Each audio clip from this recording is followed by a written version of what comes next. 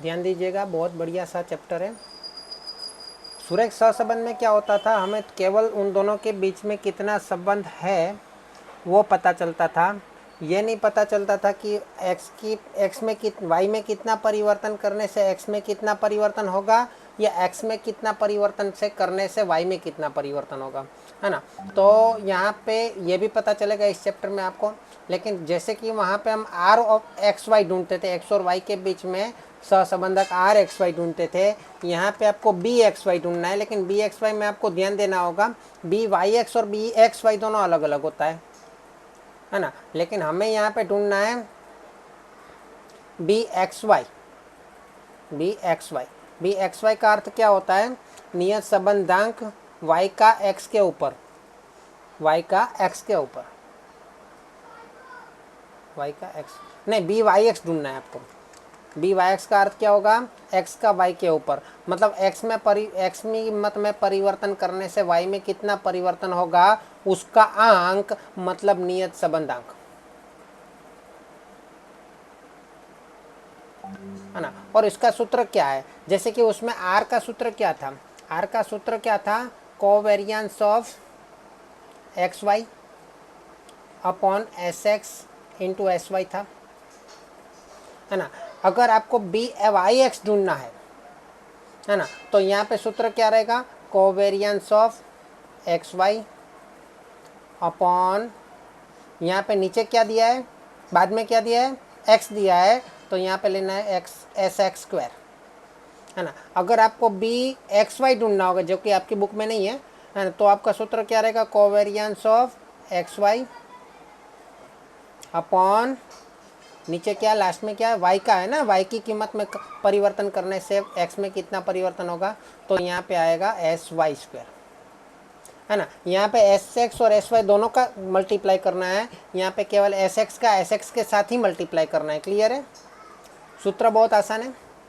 चलो, हमें पता लगाना है कि यहाँ पे हमको क्या क्या दिया गया ये ढूंढने के लिए, और नियत संबंधांक है ये, बी क्या है, नियत संबंधांक है, बीयत संबंध रेखा नहीं है, हमें तो रेखा भी प्राप्त करनी होगी इस चैप्टर में, थोड़ा एक दो स्टेप आगे जाना होगा, ठीक है।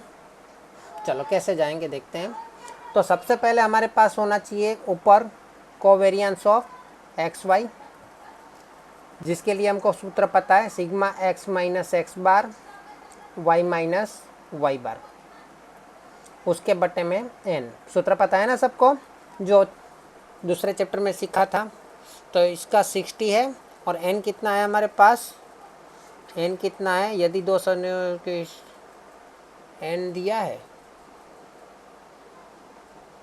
एक्स बार दिया है, सिग्मा एक्स माइनस एक्स बार का स्क्वायर, ओके एन नहीं दिया है, कोई बात नहीं, चलो एन नहीं दिया तो कोई बात नहीं, हम लिख देते हैं यहाँ पे एन, क्योंकि एन एन वैसे भी कट जाने वाला है ना। चलो दूसरा क्या बोला है, एस एक्स स्क्वायर। तो एस एक्स स्क्वायर क्या होता है, देखो एस एक्स स्क्वायर का फॉर्मूला क्या है, सिग्मा एक्स माइनस एक्स बार का स्क्वायर अपॉन एन, ये एस एक्स स्क्वायर का फॉर्मूला है। तो यहाँ पे हमारे पास कीमत कितनी है, 80 अपॉन एन, ठीक है। तो ये दोनों कीमत हम रख देते हैं यहाँ पे, 60 अपॉन एन और 80 अपॉन एन। तो एन एन तो वैसे भी कट जाएगा, तो बचेगा क्या, 60 अपॉन 80, कितना आएगा आंसर 60 अपॉन 80 का, 60 अपॉन 80 का आंसर क्या आ रहा है आपका, 0.75। ये 0.75 क्या है, नियत संबंधांक है, लेकिन x का y के ऊपर, इसको उल्टे से बोलेंगे x का y के ऊपर नियत संबंधांक, है ना। और y का x के ऊपर भी होता है, लेकिन वो हमारी किताब में नहीं है। x का y के ऊपर नियत संबंधांक ये मिल गया, लेकिन हमें तो नियत संबंध रेखा ढूंढनी है। क्या ढूंढना है, नियत संबंध रेखा। तो उसके लिए हमें दूसरे भी एक चाहिए, एक चाहिए हमें अचलांक चाहिए, जिसको बोलते हैं अंतःखंड। क्या बोलेंगे, अंतःखंड। अभी अंतःखंड कैसे प्राप्त करेंगे, तो हमारे पास जो फॉर्मूला है वो कुछ ऐसा है कि y बार बराबर a plus B X bar, Y bar बराबर B A plus B X bar. यहाँ पे b जो है वो हमारा बी वाई एक्स है। है ना। यहाँ पे भी y पहले आया तो यहाँ पे भी y पहले आएगा, यहाँ पे x बाद में है तो x बाद में आएगा, है ना। तो बी वाई एक्स और x बार, ठीक है। तो y बार कितना है, हमको दिया है 10 बराबर a कितना है, a ढूंढना है हमको। बी वाई एक्स कितना है, हमने अभी ढूंढा वो 0.75, और x बार कितना है वो हमको दिया गया है प्रश्न में 8। क्लियर है।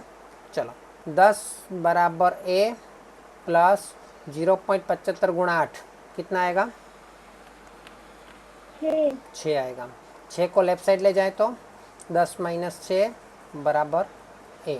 तो a बराबर कितना मिलेगा हमको, 4। a बराबर कितना मिलेगा, 4।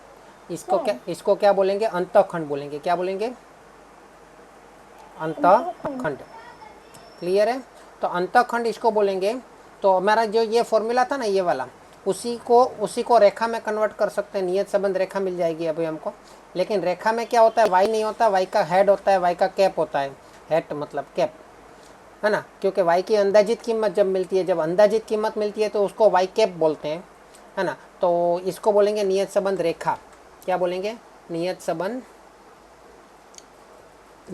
रेखा। कोई एक वस्तु को वाई कैप को या एक्स कैप को नहीं बोलेंगे, पूरी सूत्र को नियत संबंध रेखा बोलेंगे। जैसे 10वीं कक्षा में रेखा के लिए पूरा समीकरण बनता था ना, ऐसा ही यहाँ पे नियत संबंध रेखा का समीकरण बनेगा। उस समीकरण को नियत संबंध रेखा बोलेंगे, जिसमें वाई कैप बराबर a प्लस बी एक्स होगा, है ना। जहाँ पे a और b हमें रखना होगा। तो वाई कैप बराबर a कितना है 4 प्लस b कितना है 0.75 x। तो ये हो गया हमारा नियत संबंध रेखा, ये हो गया हमारा नियत संबंध रेखा, और आपका आंसर भी आ गया। लेकिन यहाँ पे हम ये भी ज्ञात कर सकते हैं कि x की कौन सी कीमत पे y कितना हो सकता है। अगर x की कीमत 2 होगी, है ना, अगर x की कीमत 2 होगी तो y की कीमत कितनी होगी हम जान सकते हैं आराम से। 0.75 को 2 से गुणा कर दो, x की जगह पे 2 रखो, तो 0.75 को 2 से गुणा कर दो, 1.5 प्लस 4 कर दो तो 5.5। तो y कैप में y कितना मिल सकता है, 5.5 मिल सकता है।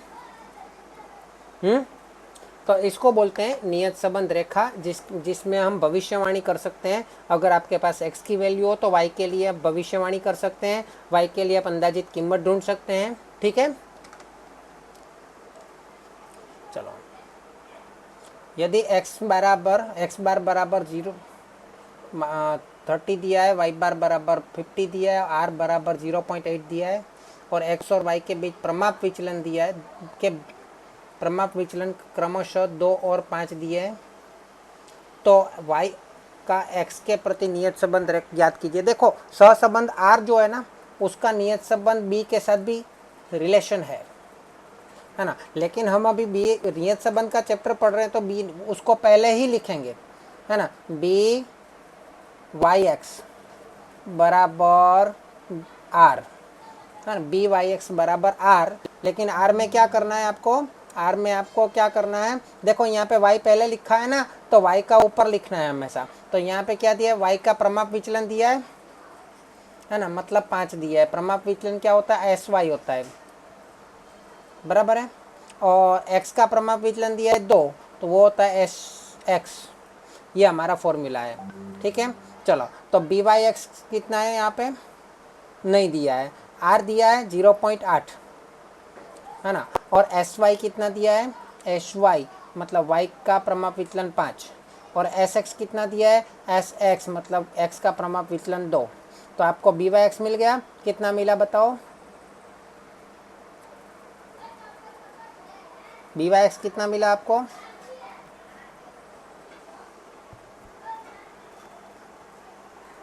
0.8 गुणा 5, 2 मिला, है ना। तो बी वाई एक्स मिल गया। तो अभी उसके ऊपर से आपको अंतःखंड मिल जाएगा। ये क्या मिला आपको, नियत संबंधांक। उसके बाद दूसरा स्टेप क्या है, नियत संबंधांक मिल जाए तो दूसरा स्टेप क्या है, अंतःखंड। अंतःखंड में डायरेक्ट भी आप कर सकते हो, जैसे कि मैंने बोला y बार बराबर a प्लस बी एक्स बार बोला, है ना। आप डायरेक्ट a को सूत्र का कर्ता बना के सूत्र ऐसा भी बना सकते हो कि y बार माइनस बी एक्स बार, बना सकते हो कि नहीं। है ना। तो चलो अंतखंड ए बराबर, ए को अंतखंड बोलते हैं, वाई बार कितना है 50 माइनस बी कितना है 2, एक्स बार कितना है 30 में 50 माइनस 30 दूनी 60, तो कितना आया ए बराबर -10, है ना। अंतखंड कितना मिला 110 -10 मिला। 110 माइनस में है ना, माइनस करना है।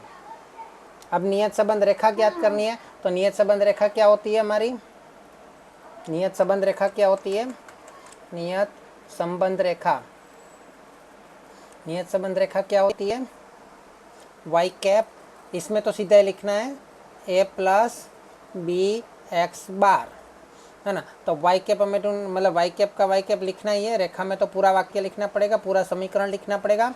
ए की जगह पे -10 और बी की जगह पे 2 और एक्स बार नहीं, कीमत नहीं रखनी है, एक्स बार नहीं लिखना है, एक्स लिखना है, सॉरी एक्स बार नहीं, यहाँ पे एक्स लिखना है, ठीक है, क्लियर। तो ये आपका हो गया नियत संबंध रेखा है, आपका आंसर है, समीकरण ही आपका आंसर है, ठीक है। चलिए ध्यान दीजिए, प्रचलित संकेतों में n बराबर 7 दिया है, सिग्मा u बराबर 2 दिया है, सिग्मा v बराबर 25 दिया है, सिग्मा u स्क्वायर दिया है, सिग्मा u भी दिया है। हो तो y का x के प्रति नियत संबंध रेखा का नियत संबंधांक ज्ञात कीजिए। हमें केवल नियत संबंधांक ही ज्ञात करना है, हमें नियत संबंध रेखा ज्ञात नहीं करना है। और y का x के प्रति मतलब y का x के प्रति, है ना, पहले y बाद में x है, x का y के ऊपर हो तो ऐसा ही लिखना है, ठीक है। चलो बी वाई एक्स का सूत्र क्या होगा, हमें पता है कि यहाँ पे नॉर्मली सूत्र क्या होता है, कोवेरियंस ऑफ एक्स वाई होता है, और बट्टे में क्या होता है S X into S x, मतलब एस एक्स का स्क्वायर होता है, ठीक है ना, यही सूत्र है ना।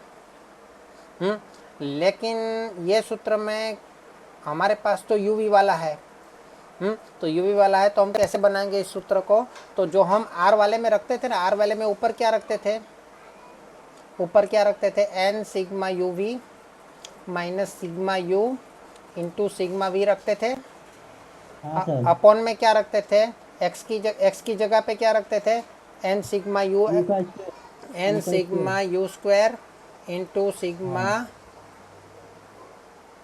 यू यू, होल स्क्वायर रखते थे। इसी तरह हाँ दूसरे में क्या रखते थे, यू का यू का लेकिन स्क्वायर उसी की जगह एन पे मैं, सी, हाँ लेकिन वहाँ पे यू, अभी मैं क्या करूँगा यहाँ पे वी वाला तो रखना नहीं है, मैं इसके नहीं रखना है। एक्स आर वाले में रखना है, लेकिन यहाँ पे नहीं रखना है ना, यहाँ पे अच्छा रखना है, आर में तो रखना ही होगा लेकिन बी में नहीं रखना है, बीच में माइनस की निशानी, सिग्मा वी होल स्क्वायर, है ना। लेकिन यहाँ पे क्या करना है, इसका वर्ग करना है, मतलब वर्गमूल निकल जाएगा, तो क्या हो जाएगा formula N sigma U V minus sigma U into sigma V upon, वर्गमूल निकल जाएगा N sigma U square minus sigma U whole square. चलो कीमत रखें, एन कितना है 7, सिग्मा यू वी कितना है 409, माइनस सिग्मा यू कितना है 2, सिग्मा वी कितना है 25 अपॉन एन कितना है 7, सिग्मा यू स्क्वायर कितना है 160 माइनस सिग्मा यू 2 का स्क्वायर। चलो कीमत रखो और कीमत क्या गिनती बताओ, 409 गुणा 7 2863 माइनस 25 दूनी 50, पूरे के बट्टे में 160 गुणा 7 1120 माइनस 2, 2 का वर्ग 4। चलो ऊपर क्या आएगा 2863 माइनस 50 2813, पूरे के बट्टे में 1116। देखो यहाँ पे एक से बड़ा भी हो सकता है, एक से छोटा भी हो सकता है, 2.52। चलो बी वाई एक्स मिल गया आपको, इतना ही तो ढूंढना था, इतना ही तो ढूंढना था, लेकिन बोला है कि एवं उसका अर्धघटन कीजिए। तो अर्धघटन में क्या लिखना है कि आपको लिखना है कि x के प्रति इकाई में इसके x के प्रति इकाई x में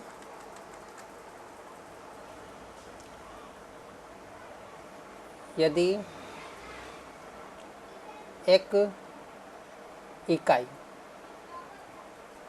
का परिवर्तन हो, क्या हो, परिवर्तन हो, तो y में 2.52 इकाई का परिवर्तन होगा। क्या होगा? परिवर्तन। अगर x की कीमत में एक इकाई बढ़ेगी तो y की इकाई y कितना बढ़ेगा? 2.52 इकाई जितना बढ़ेगा, हाँ, 2.52 गुना बढ़ेगा, बराबर है। अगर x में एक इकाई कम होगा तो y में क्या होगा? 2.52 इकाई कम होगा, बराबर है। तो ये उसका अर्धघटन हो गया, ठीक है। देखो ऐसे सवाल में क्या करना है आपको, बी वाई एक्स है और यहाँ पे बी वी यू है ना। कभी भी आपको सूत्र ऐसा नहीं रखना है कि पहले बी वी यू रख दिया और उसके बाद बी वाई एक्स रख दिया। कभी भी आपको ऐसा काम नहीं करना है, आपको पहले बी वाई एक्स ही रखना है ना। क्योंकि यहाँ पे देखो आर में क्या होता था, आर में कोई भी संख्या को एक्स और वाई की संख्याओं में कितनी भी संख्या जोड़ी जाए, घटाई जाए, गुणा की जाए, भाग की जाए, कोई फर्क नहीं पड़ेगा, है ना। इसलिए वहाँ पे सी एक्स और सी वाई हम कुछ भी लेते थे, लेकिन बाद में सूत्र में उसका उपयोग नहीं करते थे, है ना। लेकिन नियत संबंधांक में ऐसा नहीं है, क्योंकि यहाँ पे दोनों इफेक्ट करेगा। क्यों करेगा? क्योंकि इसमें हम एस एक्स और एस वाई दोनों नहीं ले रहे हैं, है ना, दो में से एक ही ले रहे हैं, है ना। इसलिए यहाँ पे वो इफेक्ट करेगा, इसलिए अगर बी वी यू अगर आप ढूंढोगे, है ना, तो वो बी वाई एक्स जितना नहीं होगा, तो कितना होगा? तो यहाँ पे पहले क्या लिखा है? वाई लिखा है, तो ऊपर आपको लिखना है सी वाई, और उसके बाद क्या लिखा है? एक्स लिखा है, तो नीचे आपको लिखना है सी एक्स, ठीक है। इतना समझ में आया? उसमें ऊपर क्या लिखवाया था? एस वाई लिखवाया था, नीचे एस एक्स लिखवाया था, यहाँ पे सी वाई लिखवाया, नीचे सी एक्स लिखवाया। यही आपको ध्यान में रखना है, ऊपर हमेशा वाई रहेगा, नीचे हमेशा एक्स रहेगा। चलो, लेकिन यहाँ पे 3 सवाल दिए हैं, तीनों सवाल के लिए हम देखें तो पहले सवाल में आपको सी एक्स और सी वाई दिख रहा है आपको, जिससे आप गुणा या भागा किया हो एक्स और वाई में। हाँ, क्या है? नहीं। गुणा भागा थोड़ी ना, ये तो प्लस माइनस है, तो इसमें सी एक्स और सी वाई है ही नहीं, है ना। तो इसका मतलब है यहाँ पे सी एक्स कितना है? 1, और सी वाई कितना है? 1, बराबर है। तो बी वाई एक्स हमारा कि बी वाई एक्स कितना था? 0.8 था, और आपको बी वी यू ढूंढना है। भले बी वी यू ढूंढना है, लेकिन सूत्र ऐसे ही रखेंगे, सी वाई एक है, सी एक्स भी एक है, तो आपका आंसर क्या आएगा? एक एक और उधर लेके आया तो बी वी यू बराबर 8 ही हो जाएगा, 0.8 हो जाएगा। पहले का आंसर मिल गया। अच्छा, दूसरे का आंसर देख लेते हैं। तो दूसरे में क्या है? सी एक्स बताओ मुझे, सी एक्स क्या है दूसरे में? 100। 100। और सी वाई क्या है जिसको आपने भागा? 50। वेरी गुड, है ना। एक्स को जिससे भागा हो वो सी एक्स है, और वाई को जिससे भागा हो वो सी वाई है।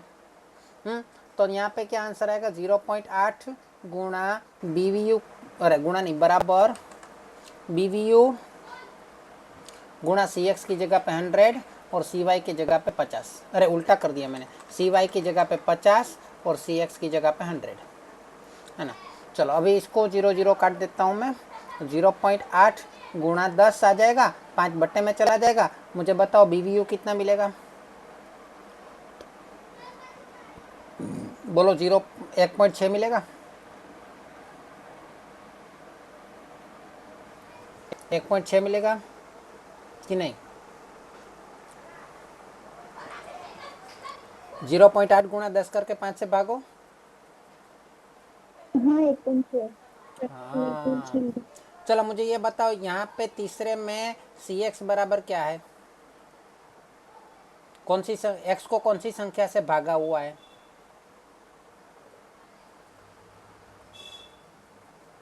यहाँ पे इसको कौन सी संख्या से भागा हुआ है? 10। 10 से भागा हुआ है कि गुणा है?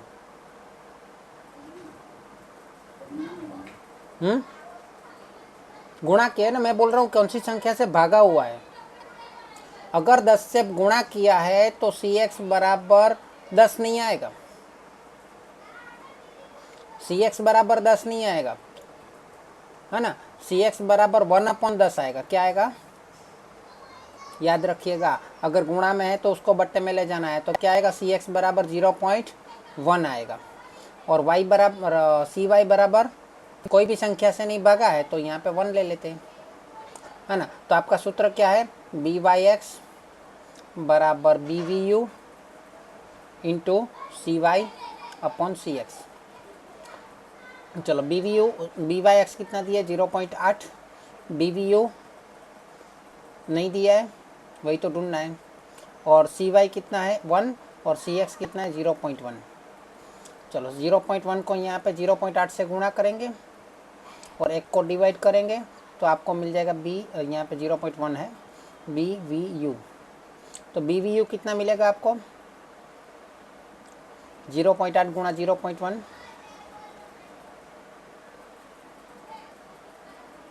याद रखिएगा इसको, ठीक है। एक विचल सूचना के लिए निम्नांकित परिणाम मिलते हैं। अवलोकनों की संख्या मतलब n बराबर आपको दिया है 8। माध्य मतलब ये x बार और ये y बार दिया है। माध्यम में से लिए गए विचलनों के वर्गों का योग मतलब x माइनस एक्स बार, विचलन मतलब x माइनस एक्स बार के वर्ग उसका योग। और ये क्या है? y का विचलन y माइनस वाई बार उसका वर्ग उसका योग। माध्यम में से लिए गए विचलन के गुणाकारों का योग। यहाँ पे दोनों मिक्स दिया है, मतलब विचलन दोनों का लेना पड़ेगा, x माइनस एक्स बार का ही विचलन और y माइनस वाई बार का विचलन और उन दोनों का गुणा और उसका योग। तो समझ में आया आपको क्या क्या दिया गया है? उसमें से आपको क्या क्या ज्ञात करना है? हाँ, आपको y का x के प्रति नियत संबंधांक ज्ञात करना है। तो हमको पता है कि y का x के प्रति मतलब by(x) बराबर, बोलो क्या सूत्र है? मेन सूत्र क्या है इसका? Covariance of xy upon sx का स्क्वायर, है ना। यहाँ पे स्क्वायर आ जाता है क्योंकि उसमें वर्गमूल निकल जाता है। तो ऊपर का क्या आएगा? सिग्मा, जो आर में हम करते थे, सिग्मा x माइनस एक्स बार y माइनस वाई बार बट्टे में क्या लेते थे हम? दो वर्गमूल में अलग अलग लेते थे, लेकिन हमें पहला वाला ही लेना है, लेकिन वर्गमूल भी निकल जाएगा क्योंकि उसका गुणा हो जाएगा। तो क्या आएगा? सिग्मा x माइनस एक्स बार का स्क्वायर, ठीक है। चलो, तो ये क्या है? हाँ, ऊपर का आंसर इसका 115 है और नीचे का आंसर क्या है? सिग्मा x माइनस एक्स बार का स्क्वायर 130। एम आई राइट? कितना ही है ना। चलो 115 बटे 130 कितना होता है? 0.88। एक मिनट।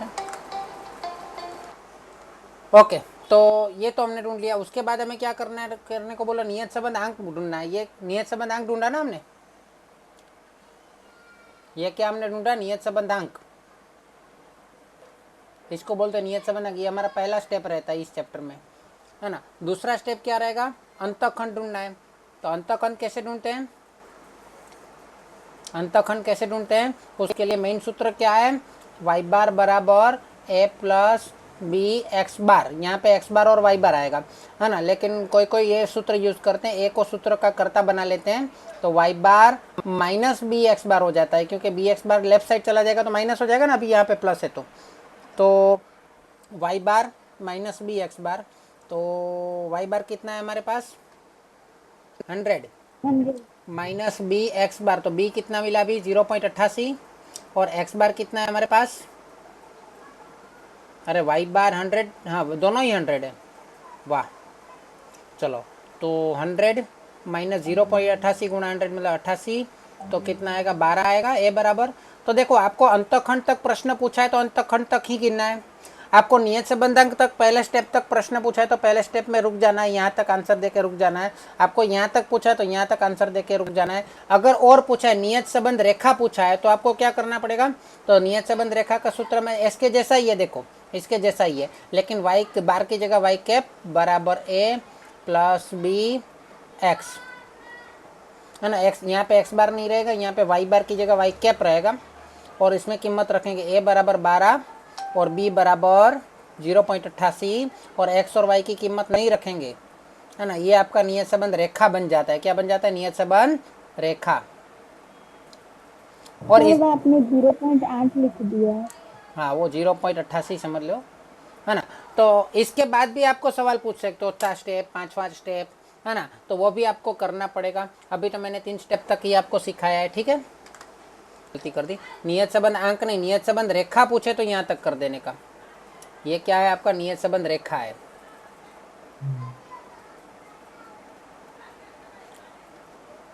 ना। ये पहला स्टेप नियत संबंध अंक, दूसरा स्टेप अंतखंड, तीसरा स्टेप नियत संबंध रेखा, चौथा स्टेप आएगा एक्स की कीमत के ऊपर से वाई की कीमत ढूंढना, और पांचवा स्टेप आएगा त्रुटि, कमी, गलती, एरर, है ना। 5 स्टेप में दाखला होता है ये। 5 में से कोई भी स्टेप तक आपका सवाल पूछा जा सकता है।